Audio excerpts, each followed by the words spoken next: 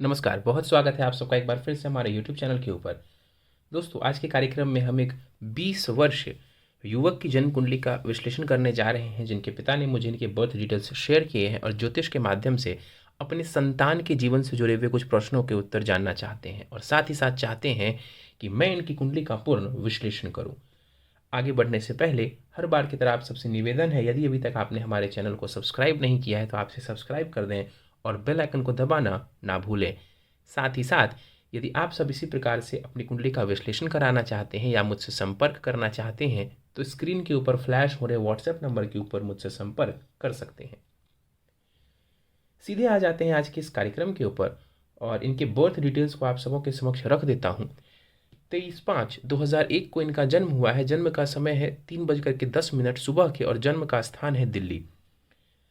प्रश्नों की बात की जाए तो करियर को लेकर के सवाल पूछा गया है कि व्यापार अथवा नौकरी क्या करना उचित रहेगा, आर्थिक स्थिति कैसी रहने वाली है, स्वास्थ्य के बारे में पूछा गया है, विवाह एवं वैवाहिक जीवन को लेकर के सवाल पूछा गया है, अच्छा समय जीवन में कब दिखता है और बुरा समय के बारे में भी पूछा गया है। इसके साथ साथ कुंडली के कुछ जो योग बन रहे हैं, कुंडली की जो प्लेसमेंट्स हैं ग्रहों की, उसके बारे में भी पूछा गया है। तो एक एक करके विस्तार पूर्वक इनके कुंडली को हम समझेंगे, लेकिन सबसे पहले इस पूरी कुंडली का सार क्या है वो मैं दे देना चाहता हूं। सबसे पहले मीन लग्न की पत्रिका बनती है और चंद्रमा देखें तो जाकर के कुंडली के वृषभ राशि में बैठे हुए हैं, तीसरे भाव में वृषभ राशि में बैठे हुए हैं, तो जातक की कुंडली मीन लग्न एवं वृषभ राशि की बन जाती है। अब इस कुंडली का निचोड़ समझा जाए तो स्वास्थ्य की परेशानी दिखती है इस कुंडली में। निर्णय लेने में भी परेशानी हो सकती है जातक को, यानी कि डिसीजन मेकिंग थोड़ा सा कमजोर रह सकता है कि किसी एक निर्णय के ऊपर आकर के टिक जाए, उसमें थोड़ी सी समस्या रह सकती है। भ्रम की स्थिति देखने को जीवन में मिल सकती है, इसका ध्यान रखेंगे। पैसे के लिए कुंडली बढ़िया दिखती है, धन योग ठीक है कुंडली में, टेक्निकल क्षेत्र वगैरह अच्छा दिखता है, ज्ञान अर्जित करने के अच्छे योग नजर आ रहे हैं कुंडली में, यानी कि नॉलेज के हिसाब से देखा जाए, एजुकेशन के हिसाब से देखा जाए, या फिर यूं कह लीजिए कि बौद्धिक क्षमता इस जातक की बढ़िया नजर आती है। जहां पर जन्म हुआ है अपने जन्म स्थान से आने वाले समय में दूर जाने के योग बन रहे हैं, यानी कि इनका जो निवास हो इन फ्यूचर वो जन्म स्थान से दूर हो सकता है, इसकी संभावना भी पत्रिका दे रही है। व्यापार से काफी हद तक लाभ प्राप्ति के योग दिखते हैं। करियर में उतार चढ़ाव काफी हद तक बना हुआ रहेगा, खास करके यदि ऐसे ग्रहों की दशा आती है जो कि इस चीज को इंडिकेट करते हैं, तो डेफिनेटली वहां पर उतार चढ़ाव करियर में देखने को मिलेगा। जीवन में धन तो अच्छा कमाएंगे ये दिखता है, ये साथ ही साथ मेहनत भी उतनी ही लगेगी इनको, मेहनत भी उतनी ही लगेगी, तो मेहनत से नहीं भाग सकते हैं। विदेश जाने के अच्छे योग हैं पत्रिका में, विदेश वगैरह जाना चाहते हैं निकल सकते हैं। स्वास्थ्य का विशेष ध्यान रखें। कुंडली में जो बॉडी पार्ट्स कमजोर नजर आ रहे हैं वो है digestive system, stomach area, heart और फिर फीट, जो सबसे निचला पार्ट होता है जिसको हम फीट कहते हैं। इन चार बॉडी के पार्ट्स का विशेष ध्यान रखने की आवश्यकता है। पिता का सहयोग कुंडली में बढ़िया दिखता है चार्ट के अनुसार, और कुछ सलाह है कि भोग विलास के चक्कर में नहीं भागना है, ज़्यादा लग्जरी के चक्कर में, चकाचौंध के चक्कर में नहीं भागना है। जो रियलिस्टिक अप्रोच होता है लाइफ का वही रखना है, वो बेहतर रहेगा। अगर भोग विलास के चक्कर में भागेंगे तो अल्टीमेटली वो नुकसान देने वाला होगा इनको। एक और जो ध्यान देने वाली बात है वो ये है कि इनके जो शत्रु हैं या फिर कॉम्पिटिटर होंगे, इनके जो कॉम्पिटिटर हों या फिर शत्रु हों, ये इस जातक को धन संबंधित अथवा शिक्षा संबंधित परेशानी उत्पन्न कर सकते हैं, इस बात का ध्यान रखना है। यानी कि इनके लिए ज़रूरी है कि अपने शिक्षा के क्षेत्र में और अपने आय यानी कि इनकम के क्षेत्र में अपने कॉम्पिटिटर के साथ बहुत ज़्यादा अपनी जो बातें हैं वो नहीं शेयर करनी है। बाकी चीज़ें कर सकते हैं शेयर, बट इन मामलों में सावधानी बरतनी चाहिए। चलिए सीधे आ जाते हैं लगन कुंडली के ऊपर। मीन लग्न से ये पत्रिका शुरू हो रही है। लगन में शुक्र हमको उच्च का दिख रहा है। अब शुक्र को समझे, अष्टमेश शुक्र जाकर के लगन में उच्च का बैठा हुआ है। कहने को तो ये मालव्य महापुरुष योग का निर्माण कर रहा है, ये पर्सनालिटी के लिए बढ़िया है। लगन में उच्च का शुक्र पर्सनालिटी के लिए, वैभव के लिए बढ़िया है, लेकिन यहाँ पर जो शुक्र हैं हेल्थ के लिए बढ़िया नहीं माने जाएंगे। हेल्थ के लिए बढ़िया नहीं है। पर्सनालिटी वगैरह के लिए यहाँ पर शुक्र का बैठना, व्यक्तित्व के लिए यहाँ पर शुक्र का बैठना, आकर्षण के लिए वो अच्छा है। इसके बाद बात कर ली जाए तो शुक्र इनके तीसरे भाव के भी स्वामी ग्रह बनते हैं। लगन में आके बैठे हुए, जीवन में भागदौड़ बनी रहेगी, एफर्ट्स लगाने पड़ेंगे।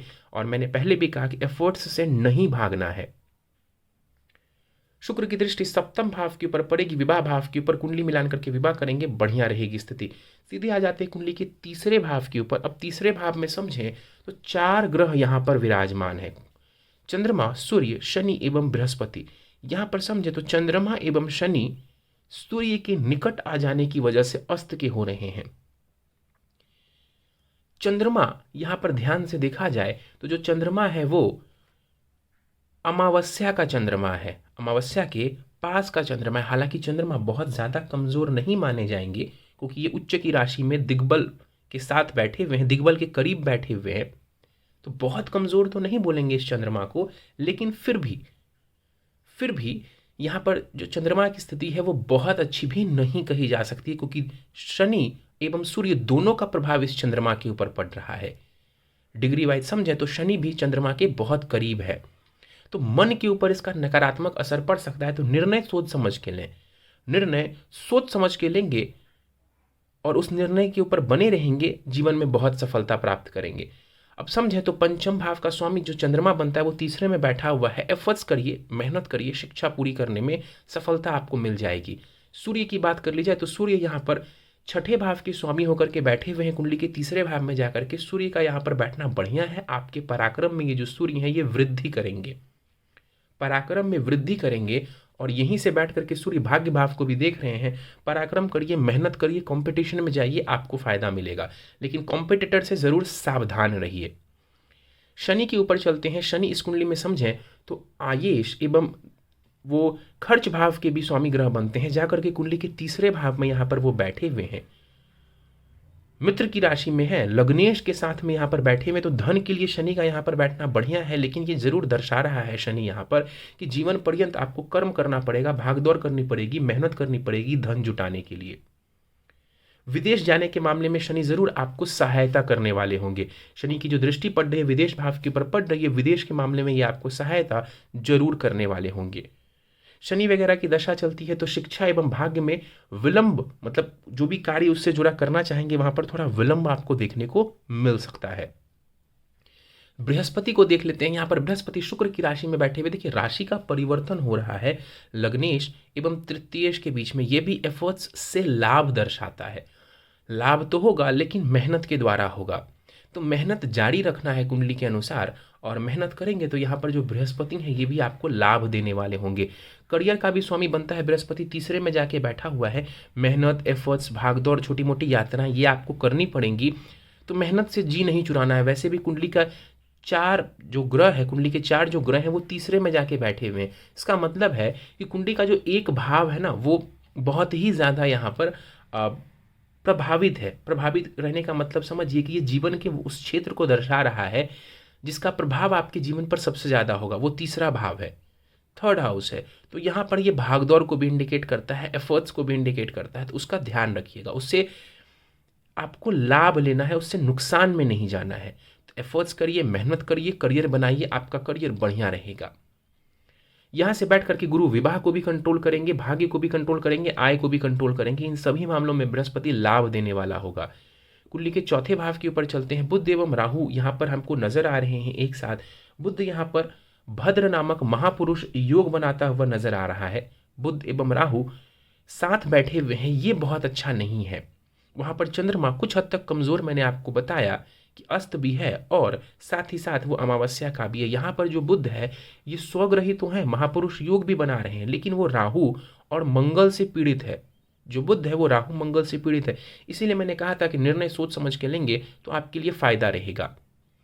यहाँ पर जो बुध बैठे हुए हैं ये प्रॉपर्टी के लिए बढ़िया है और विवाह के मामलों के लिए भी बढ़िया नजर आ रहा है। लेकिन फिर भी कुंडली मिलान करके विवाह करेंगे तो स्थिति बढ़िया रहेगी।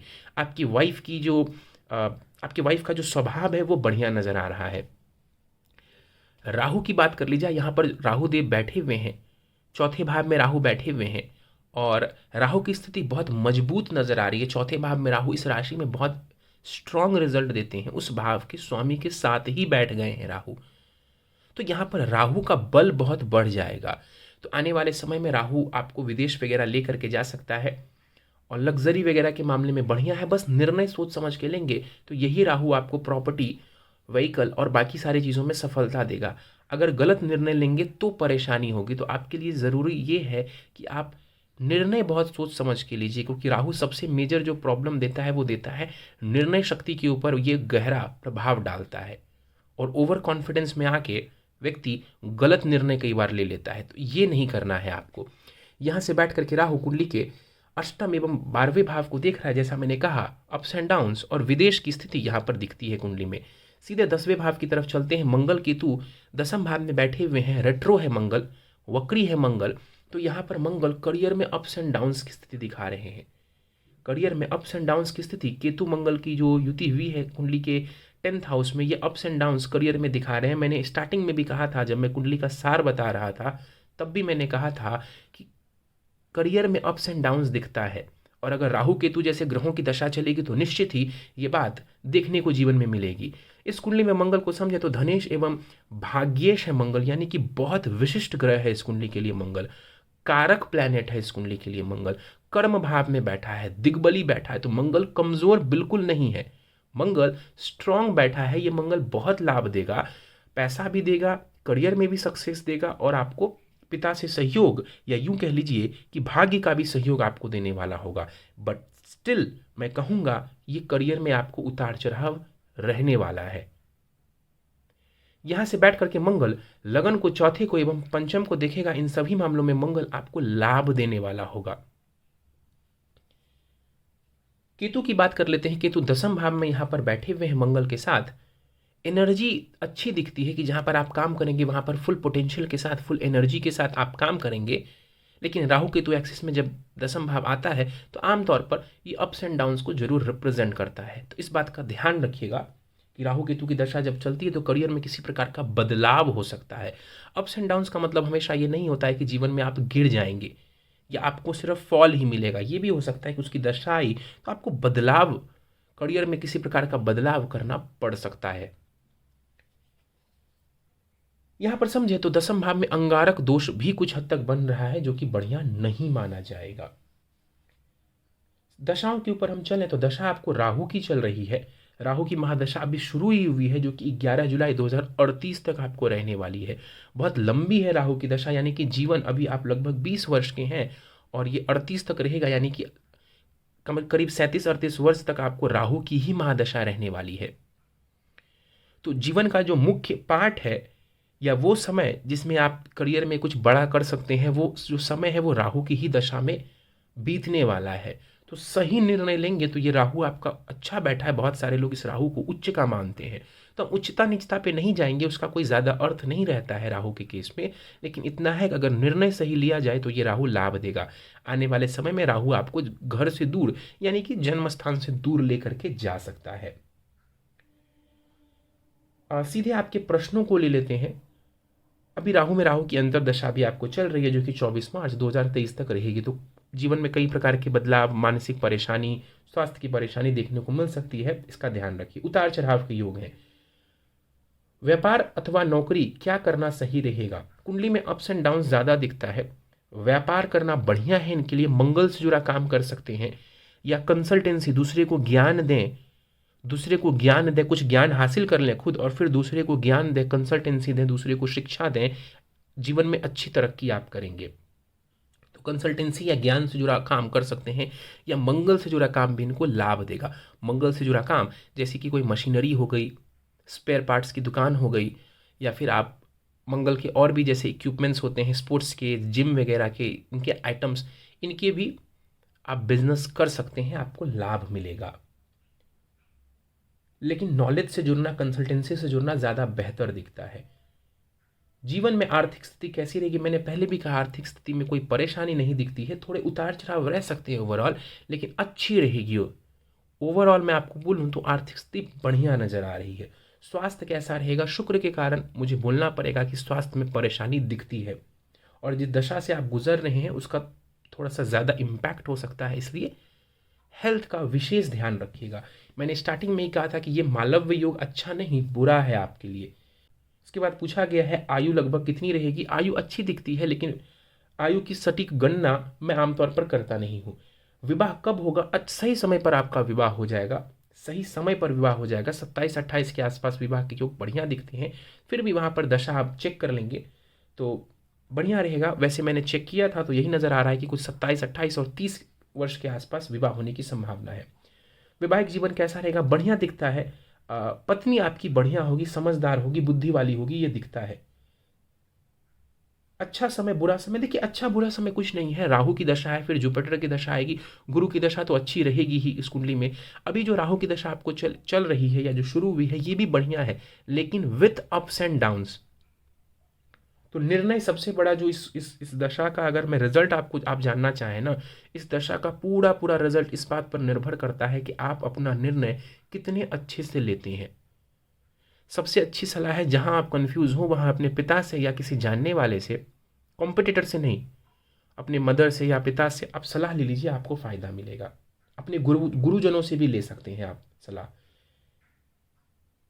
बुरा समय की कोई वो बात नहीं है, लेकिन हेल्थ का ध्यान रखिएगा। लगन में गुरु की राशि में शुक्र का प्रभाव कैसा होगा? देखिए, गुरु की राशि में शुक्र तो बैठा है और कहने के लिए उच्च का भी बैठा है, लेकिन अष्टमेश है, ये नहीं भूलना चाहिए। इस कुंडली के लिए सबसे बुरा ग्रह यदि कोई है तो वो शुक्र है, और वो लगन में जाके बैठा हुआ है, तो ये बुरा माना जाएगा, विशेषकर हेल्थ के लिए। तीसरे भाव में 4 ग्रहों का प्रभाव क्या कहता है?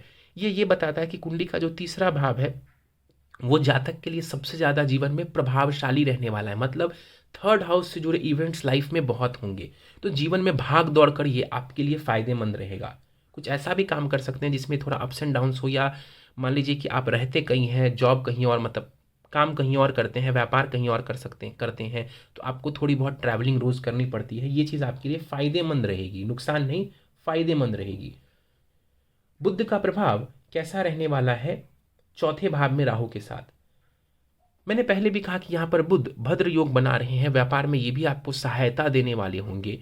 राहु की वजह से, देखिए राहु व्यक्ति को चतुर तो बनाता है, इसमें कहीं कोई दो राय नहीं है कि बुध राहु बैठे हुए हैं तो ये चतुराई भी आपको देते हैं, लेकिन कई बार व्यक्ति खुद ही उसमें फंस जाता है। दूसरे को तो अच्छी सलाह दे देता है, ध्यान से सुनिएगा, दूसरे को तो अच्छी सलाह दे देता है, लेकिन खुद ही कई बार अपने लिए गलत निर्णय कर बैठता है, ओवर कॉन्फिडेंस में या किसी और चीज़ में आप कह लीजिए। इसी से बचने के लिए मैंने सलाह, दूसरे से सलाह लेने की भी सलाह दी आपको। आप तो दूसरे को दो ही सलाह, आप चाहो तो काम भी कर लो उस तरफ, लेकिन जब लाइफ में खुद कहीं पर अटको या कोई बड़ा निर्णय लेना हो तो घर के जो बड़े बुजुर्ग हैं उनसे सलाह लेना आपके लिए बढ़िया रहेगा।